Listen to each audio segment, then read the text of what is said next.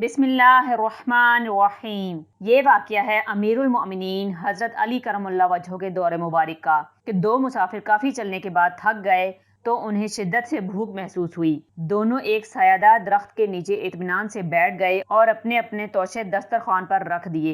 एक के पास 5 रोटियां थीं और दूसरे के पास 3। अभी खाना शुरू भी नहीं किया था कि एक तीसरा मुसाफिर पास से गुजरा। उसने उन्हें सलाम किया। इन्होंने सलाम का जवाब दिया और उसे खाने की दावत दी। वो बेतकल्लुफ होकर शरीक हो गया। तीनों ने रोटियां बराबर खाईं। खाना खत्म होने के बाद वो साहिब खड़े हुए और उन दोनों के पास 8 दरहम रखते हुए कहा, मैंने आप दोनों साहिबान का जो खाना तनावुल किया है उसके एवज ये दरहम रख लीजिए। वो साहब तो दाम देकर चले गए, मगर इन दोनों हजरात के दरमियान बंटवारे को लेकर झगड़ा शुरू हो गया। जिन साहब की 5 रोटियां थीं उनका कहना था कि 5 दरहम मेरे हैं और 3 तुम्हारे। उन्होंने ये फैसला शायद इसलिए किया कि वो समझ रहे थे कि रकम देने वाले ने 8 दरहम इसीलिए दिए हैं कि हर रोटी के एवज 1 दरहम दिया जाए। इसलिए 5 रोटी के मालिक अपने हक में 5 दरहम रखना चाहते थे और दूसरे साहब को 3 रोटी के एवज 3 दरहम देना चाहते थे, मगर दूसरे साहब 3 दरहम लेने के लिए तैयार नहीं थे। उनका कहना था कि ये रकम चूंकि दोनों को एक साथ दी है इसलिए इसके बराबर हिस्से किए जाएं। इस तरह मेरे हिस्से में 4 दरहम आने चाहिए। वो 4 दरहम ही लेने के लिए बज़िद था। आखिर आपस में कहने सुनने से मसला हल ना हो सका तो अमीरुल मोमिनीन हजरत अली रज़ी अल्लाह ताला अन्हु की बारगाह में फैसले के लिए हाजिर हुए। दोनों ने पूरा वाक़या तफसीलन बयान कर दिया।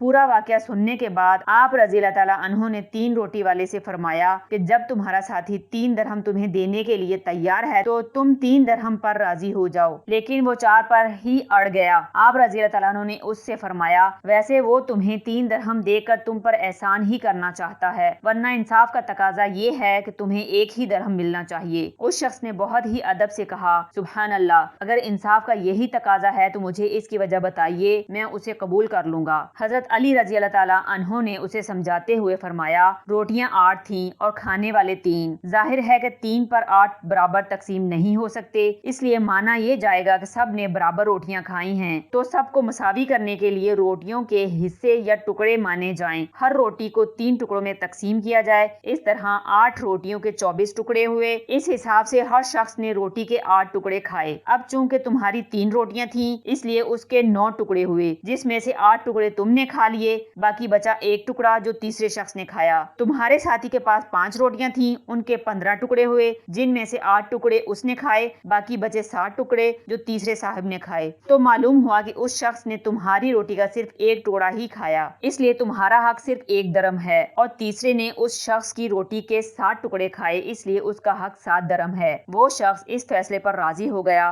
गौर फरमाइए मुकदमा कितना पेचीदा था और कितनी आसानी से फैसला हो गया।